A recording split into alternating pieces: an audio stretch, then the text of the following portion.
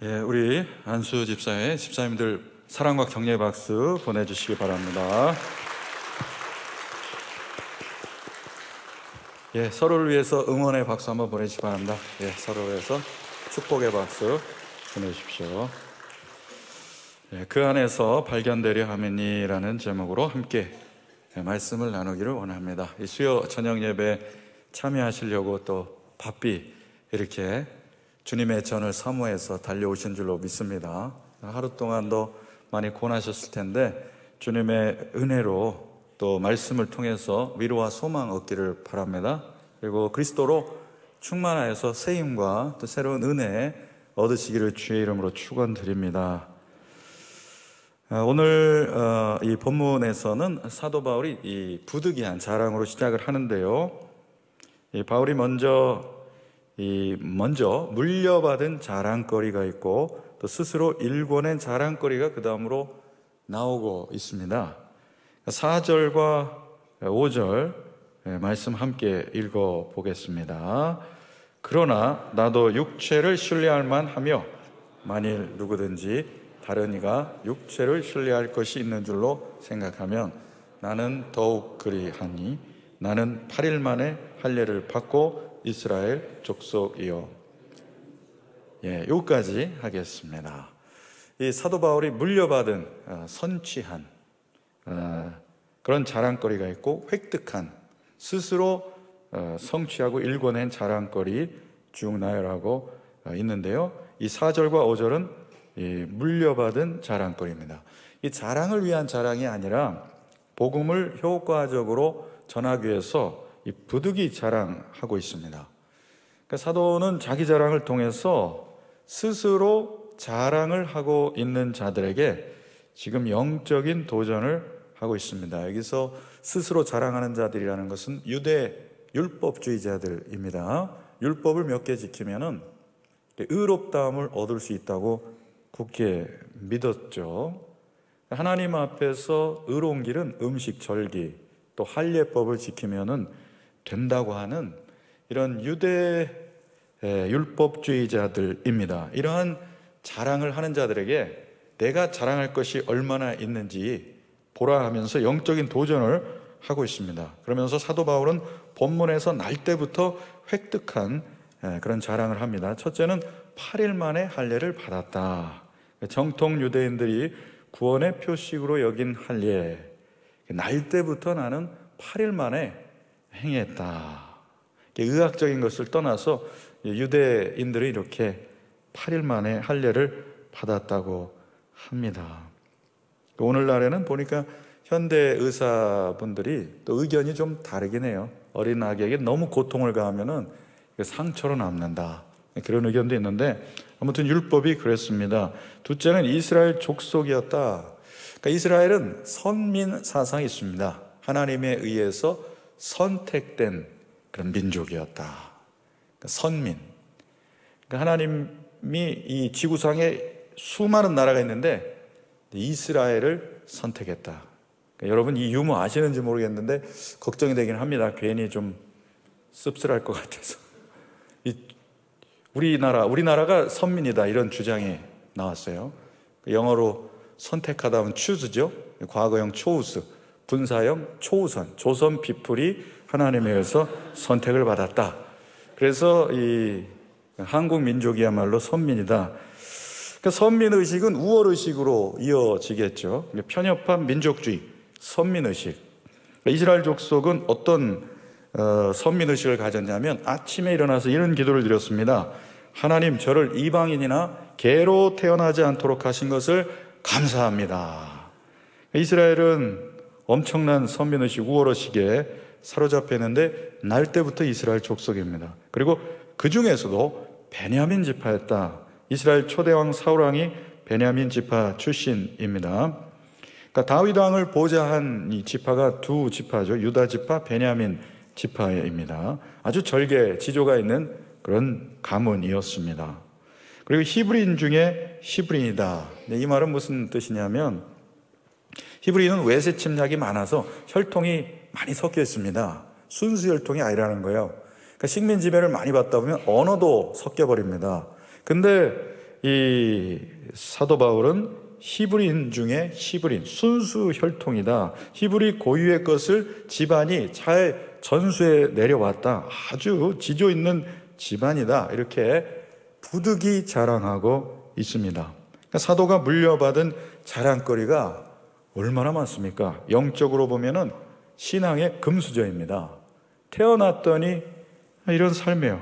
그러니까 태어났는데 모태신앙으로 7대째입니다. 집안에 목사, 선교사, 신앙의 본이 되는 유명한 공인들, 인플루언서가 다수 배출된 집안입니다. 증조 할아버지 중에는 영등포교회 개척 멤버도 있고, 언더우드 선교사님으로부터 세례도, 유아 세례도 받았고, 또 외가 쪽 어머니, 외할머니는 전도 부인으로 왕년에 이름을 날렸던 그런 분이고, 한국 교회사에도 등장하고, 어머니, 아버지 결혼 주례는 방질 목사님이 해주셨고, 본인의 유아 세례도 방 목사님으로부터 받았다. 이 정도의 이 신앙의 금수저, 이것을 지금 자랑하고 있는 겁니다. 그러면서 사도 바울이 획득된 자랑이 있어요. 5절부터 6절입니다. 베냐민 지파부터 하겠습니다. 베냐민 지파요, 히브리인 중에 히브리인이요, 율법으로는 바리새인이요, 열심으로는 교회를 핍박하고 율법의 의로는 흠이 없는 자다. 바울은 율법으로는 바리새인입니다. 바리새인은 일주일에 2번 이상 금식합니다. 분리주의자라는 뜻이에요. 그러니까 바리새인은 이 로마 통치자들에게 분리주의 이 노선을 걸으면서 저항을 했던 굉장히 상류층 엘리트이면서 이 저항 운동을 점잖게 했던 사람들입니다. 그러니까 신앙의 정말 정통신앙을 지키려고 애썼던 사람들이니까 일주일에 월모 이틀 금식을 했고요. 11조 꼬박꼬박 했고, 당시에 청소년과 청년들이 선망하고 존경하는 대상이었다고 합니다. 일단 수가 몇천 명 되지 않고요. 정말 종교적인 상류층에 있는 그런 모든 부와 명예, 지식, 신학, 모든 걸 갖고 있었던 영적인 엘리트였습니다. 사도 바울이 바리새인이었다. 그 중에서도 사내들인 공회의원이었다. 72명 중에 한 명이었던 놀라운 유망한 그런 청년이었습니다. 두 번째는 열심히 교회를 핍박했다. 당시 메시아를 자처한 청년 예수를 보면서 이 간음한 이스라엘을 향한 심판을 잠재운 비느하스가 나옵니다. 그 비느하스의 열정을 본받는 것이 최고의 청년 신앙으로 그런 표준으로 삼던 때입니다. 그 비느하스의 열정을 받아 청년 예수를 핍박하고 그 청년 예수를 따르는 기독교인들을 핍박하는 것을 하나님을 섬긴다고 생각했던 것입니다. 하나님을 위해 유대교를 위협하는 기독교인들을 핍박한 거죠. 이렇게 열심히 교회를 핍박했던 사람입니다. 그리고 세 번째는 율법의 의로는 흠이 없는 자다. 율법을 아주 철저히 지켰다는 말입니다. 그러니까 사도 바울은 이렇게 획득한 자랑거리가 분명히 있었던 사람입니다.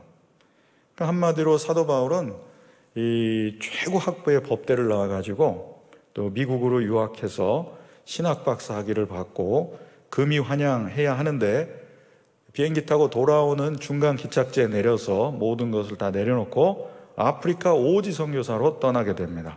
거기서 고아원 청소년 사역을 성공적으로 하고 22개 교회를 개척을 합니다. 이 정도 스펙을 갖추고 있는 사도 바울이 이제 나보다 더 자랑할 게 있으면 말해봐라, 너희도 자랑해봐라, 이렇게 도전을 하고 있는 것입니다. 당연히 이 정도 스펙을 갖고 있는 사람이 없겠죠. 그러니까 자 할 말이 없으면 내가 좀 얘기할 테니 이제 내 말 좀 들어보라, 이렇게 도전을 하고 있는 것입니다. 사도 바울도 원래는 하나님의 교회를 열심히 핍박했던 사람인데 사도행전 9장, 22장, 26장에 보면은 다메섹 도상에서 예수님을 만나서 삶이 완전히 뒤집어진 그런 경험을 말하고 있는데, 이 사도 바울의 가치관이 어떻게 변화됐는지를 7절, 8절에서 말하고 있습니다. 함께 읽어보겠습니다.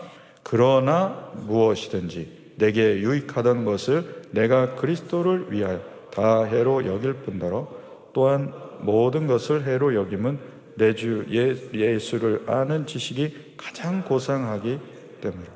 내가 그를 위하여 모든 것을 잃어버리고 배설물로 여김은 그리스도를 얻고. 사도가 되기 전 바울은 다메섹 도상에서 주님을 만났죠. 그의 삶의 방향이 완전히 180도 달라집니다. 삶이 달라졌다는 것은 생각이 달라졌다는 거죠. 마음이 달라졌죠. 가치관과 세계관이 변화됩니다. 그러니까 예수 그리스도를 만나고 인격적인 변화를 경험한 사도 바울이 7절, 8절에서 어떻게 변화됩니까? 그리스도를 아는 지식이 가장 고상합니다. 이렇게 고백하고 있습니다. 그러니까 그 전에 유익하던 것을 해로 여겼다. 그리고 또 모든 것을 해로 여겼다. 그런 후에는 모든 것을 배설물로 여겼다. 점점 점층법 발전하는 것 같아요. 더러 유익하던 것을 해로 여겼고 모든 것을 해로 여겼고 모든 것을 배설물로 여겼다. 이 해로 여긴다는 것은 철학적인 용어가 아니라 경제적인 용어입니다. 해로 여겼다는 손해봤다, 마이너스 적자라는 뜻입니다. 그러니까 예수 그리스도를 믿고 나서 알고 나서 다른 내가 중요하다고 생각하는 것과 비교해 보니까 경제에서는 대차대조라고 하죠. 대차대조표를 해보니 이것은 완전히 그리스도에 비하면 손해구나, 적자구나, 이것을 깨달은 것입니다. 그러니까 거듭난 그리스도인, 성령 받은 그리스도인은 내 주 예수를 아는 지식이 가장 고매한 것을 고백하는 분인 줄로 믿습니다. 그러니까 예수 그리스도에 비해서 다른 것을 비교해 보니까 그것은 해롭고 배설물에 지나지 않는다. 이렇게까지 지금 고백하고 있는 것입니다. 이것은 물론 그동안 내가 유익하던 것이 아무것도 아니다 이런 뜻이 아니라 그리스도를 아는 지식에 비하니까 별 것 아니구나, 이것을 깨달은 것입니다. 이게 사도 바울이 완전히 변화된 회심한 사람의 이런 모습이 이렇게 나타나는 것입니다. 사랑하는 여러분, 여러분의 신앙 여정에 있어서 내 주 예수가 최고임을 점점 더 선명하게 고백되어지고 있지 않으십니까? 예수도 중요하고 세상도 중요하다는 것은 세상이 예수님보다 더 중요하다는 것을 함의하고 있을 겁니다. 예수님이 모든 것 되시고 예수님이 가장 중요하고 예수님만 이제 자랑하는 삶이 되었다는 거죠. 그러니까 예수님을 만난 사람은 다른 것 자랑할 게 많지 않다. 이것을 경험적으로 알게 됩니다. 이런 가치관이 변화된 이유가 무엇이냐면 9절에 나와요. 9절에 시작. 그 안에서 발견되려 하매니 내가 가진 의는 율법에서 난 것이 아니요 오직 그리스도로 믿음으로 말미암은 것이니 곧 믿음으로 하나님께로부터 난 의라. 그리스도 안에서 발견되려 함이란, 다른 번역에 보니까 그리스도와 하나 되기 위하여, 그리스도께 인정받기 위하여, 그러니까 의롭다함을 얻는 길, 그리스도 안에서 발견되는 구원을 말하는 거죠. 그리스도 밖에 있으면 발견이 안 된다는 겁니다. 그리스도 안에 있어야 하나님이 발견하신다는 거예요. 그러니까 사도는 그동안 하나님 앞에서 자신의 타고난 자랑거리, 획득된 이 자랑거리만으로 내가 무척 의로운 자라고 확신을 했었습니다. 그런데 이러한 의로움의 확신이 예수 그리스도를 만난 후에는 그것은 전혀 의롭지 않다는 것을 알게 되고 내가 얼마나 악한 죄인인지를 깨닫게 된 거예요. 그러니까 그 예수님을 알면 알수록 내가 사도 중에 제일 작고 모든 성도 중에 제일 작고 죄인 중에 괴수로구나, 점점 믿음이 이렇게 계속 더 자라가는 것을 보게 됩니다. 예수님 안에 있을 때 신앙이 자라면은 내가 아무것도 아니구나. 그럼 아무것도 아니니까 매우 겸손해지죠. 자랑할 게 별로 없다는 겁니다. 그러니까 오직 예수만 보이고 내가 갖고 있는 것들, 또 나는 점점 작아지는 것입니다. 그러니까 인간의 의로움이란 아무리 의롭다 해도 결국에는 하나님의 의에 미치지 못함을 깨달아야만이 그리스도의 의로움이 필요한 존재로서 날마다 주님의 은총을 구하는 삶을 살게 되는 거죠.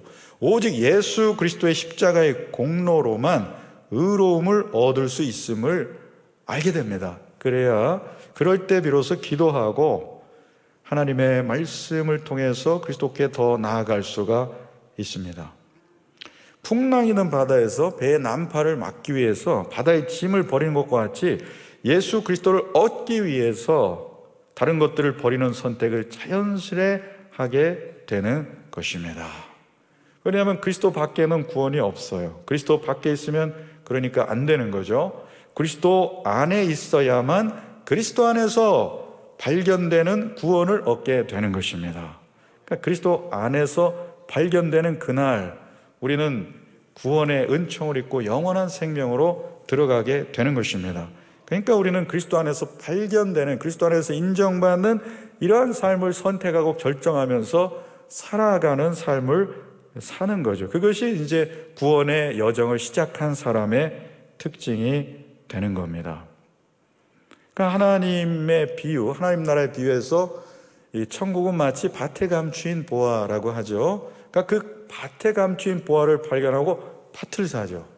그러니까 밭을 산다는 거는 내게 가치 있는 많은 것들을 팔아서 이 밭을 사는데 밭은 필요 없고 보화가 필요해서 내 모든 재산을 팔아서 사는 거죠. 그러니까 그리스도를 얻기 위해서 나에 있는 가치, 시간과 또 물질을 희생하고 내게 있는 은사들을 발휘하고 내가 손해볼 수 있는 것들을 다 내어 버릴지라도 그리스도를 얻기 위한다면 나는 기꺼이 버리겠다. 이것이 그리스도를 따르는 제자들의 삶이라는 것입니다. 그러니까 예수님만을 자랑하고 예수님만을 따르는 삶에서 아직도 버리기가 아까운 것이 있다면 이 밭에 감추인 보화의 원리를 깨닫지 못하는 거예요. 밭에 감추인 보화가 너무나 중요하면 모든 걸 버리고서라도 그 밭을 사게 될 것입니다. 그리스도를 얻고 난 후에 현재적인 구원의 삶은 어떻게 점점 더 이루어져 가는가? 10절, 11절에 말씀하고 있어요. 함께 읽겠습니다. 내가 그리스도와 그 부활의 권능과 그 고난에 참여함을 알고자 하여 그의 죽으심을 본받아 어떻게 해서든지 죽은 자 가운데서 부활에 이르려 하나니. 그리스도 안에서 발견된 삶을 살고자, 그리스도와 점점 친밀한 삶을 살고자 어떻게 하면은 점점 그리스도와 가까운 삶을 살아갈 수 있는가? 그것은 부활의 권능에 참여할 때다. 이렇게 강조하고 있습니다. 부활의 권능은 죄와 사망을 물리치신 그리스도의 승리입니다. 그러므로 부활의 권능에 참여한 성도는 부활의 생명력으로 살고 부활의 승리로 살고 부활의 소망으로 살아가게 되는 것입니다. 삶이 아무리 힘들고 어려울지라도 부활의 소망은 현재의 삶을 넉넉히 이기게 하기 때문입니다. 가톨릭의 십자가와 개신교의 십자가가 좀 다른 게 있습니다. 가톨릭에는 예수님이 십자가에 못 박혀 있죠. 네, 개신교에는 예수님이 안 계세요. 왜 그러실까요? 부활하셨기 때문에 그렇습니다. 그러니까 예수님께 나아갈 때 그 부활의 은총이, 부활의 생명력이, 그 승리가 우리 가운데 은총으로 부어져서 새롭게 넉넉히 살아갈 힘을 허락해 주시는 겁니다. 그 예수님의 은총을 날마다 입는 사람은 그리스도로 충분하구나, 그리스도인에서 행복하구나, 이런 고백을 하게 되는 것입니다. 그러니까 사람을 보며 세상을 보며 시험될 일이 있지만 그것을 넉넉히 이겨나가는 그리스도의 부활의 권능이 있기 때문에 나는 넉넉히 이기는구나, 이렇게 고백할 수가 있습니다. 그리고 부활의 소망으로 우리를 늘 인도해 주십니다. 삶을 살아가면서 낙심하고 절망할 때가 얼마나 많이 있습니까? 부활하신 주님을 바라보면서 소망으로 한 걸음 한 걸음 나아가게 하십니다. 그러니까 오늘 수요 저녁 예배를 드리면서 우리는 부활하신 주님의 은총을 입는 것입니다. 부활의 생명력을 입고 부활의 승리가 우리 가운데 임하는 은총을 입는 것입니다. 우리는 이 자리에 와서 주님의 은총을 입고자 이 바쁜 저녁 시간에 시간을 구별해서 예배를 드리고 있는 것입니다. 그 하나님의 은혜가 우리 가운데 임하세요. 어떤 분은 예배 현장에도 임하지만 예배가 끝나고 난 후에 돌아가는 자리에서도 또 한참 지나고 난 뒤에도 삶에서 우리에게 부어주시는 부활의 그 권능이 임하는 것을 보게 됩니다. 그러니까 부활의 권능에 참여할 때 그리스도와 친밀한 삶을 살아가게 된다는 거예요. 그리고 두 번째로 그리스도의 고난에 참여하는 삶이 그리스도께 더 가까이, 그리스도와 친밀한 삶을 살아가는 삶이 됩니다. 죽은 자 가운데서 부활하신 예수 그리스도, 그리고 그 고난에, 예수 그리스도의 고난에 참여함을 통해서 죽으심을 본받으면서 그리스도께 더 가까이 나아가는데요. 그리스도 십자가를 생각해 볼 때 주님께서 고난당하신 이유는 우리의 죄를 속죄하시기 위함입니다. 그러니까 그리스도의 인의 삶은 현재적 구원이라는 것은 죄로부터 구원받은, 구출받은 삶입니다. 죄에 대해서 죽는 삶입니다. 그러니까 죄를 이기신 주님처럼 우리 또한 죄에 대해 죽는 삶을 살아갈 수 있는 능력을 부어주십니다. 언제요? 예수 그리스도의 그 고난, 십자가를 묵상할 때에 죄에 대해서 죽는 우리에게 능력을 부어주신다는 거죠. 그리스도를 얻고자, 그리스도 안에서 발견되기 위하여 우리 안에 있는 탐심이 죽어지고 욕망이 죽어지고 혈기가 죽어지고 우리 안에 있는 각종 욕망들이 죽어지는 은혜를 입게 되는 것입니다. 그런 그리스도와 친밀한 삶을 사는 것이 성도의 삶의 목적이 되어야 합니다.